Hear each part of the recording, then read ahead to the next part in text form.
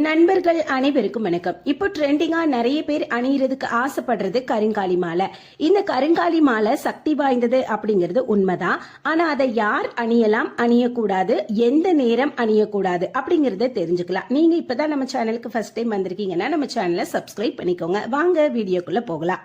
கருங்காலி மாலை அணியிறது இப்போ ட்ரெண்டிங்கா இருக்குது. சக்தி வாய்ந்த இந்த மாலைய பல பேர் அணிஞ்சாலும் இப்போ ரீசெண்டா லோகேஷ் கனகராஜ், தனுஷ், சிவகார்த்திகேயன் அணிஞ்சதுக்கு அப்புறம் ரொம்ப பேர் இதை அணியறதுக்கு ஆசைப்படுறாங்க.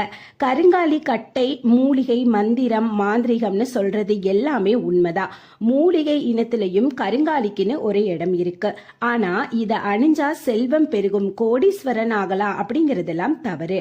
கருங்காலி மாலை ஒரு மூலிகை அப்படிங்கிறதுனால இதை அணிஞ்சா உடல்ல உள்ள நோய் தாக்கம் குறையும், ஆரோக்கியம் மேம்படும். முன்னோர்கள் கருங்காலி பட்டையை பயன்படுத்தி கட்டில் செய்து பயன்படுத்தி வந்திருக்காங்க.